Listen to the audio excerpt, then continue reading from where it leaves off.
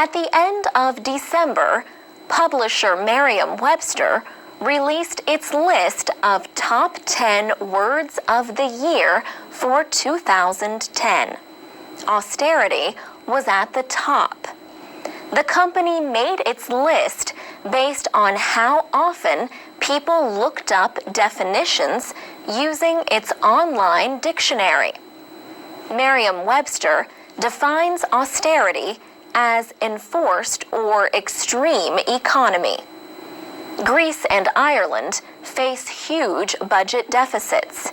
This has forced severe spending cuts for those governments. And they are not alone.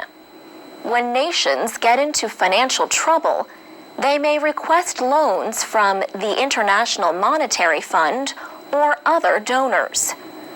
Donors, however, demand austerity measures, such as sharp cuts in government spending and tax increases.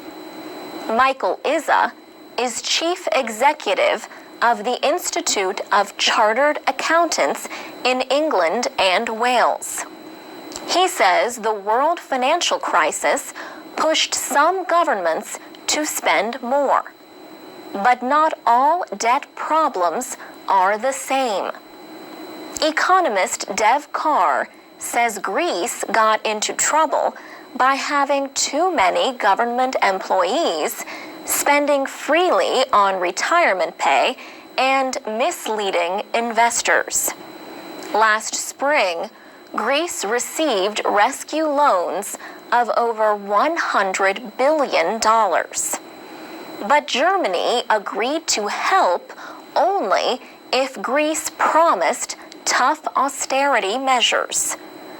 Ireland's budget deficits grew sharply after it guaranteed the bad loans of the country's biggest banks.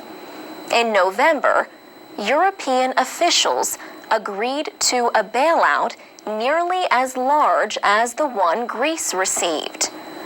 But austerity measures are unpopular.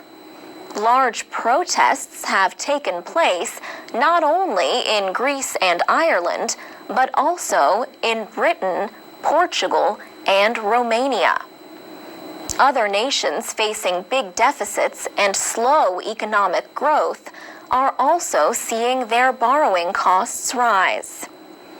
Credit rating agencies are warning about the debts of Portugal and Spain, and others may follow.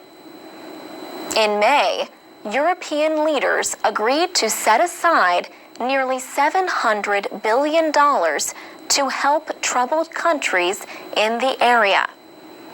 But the chief of the International Monetary Fund, Dominique Strauss-Kahn, says a more organized approach is needed.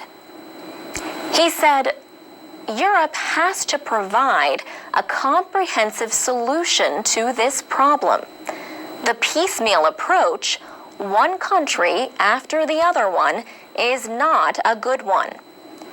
This could mean austerity will remain a top word for 2011.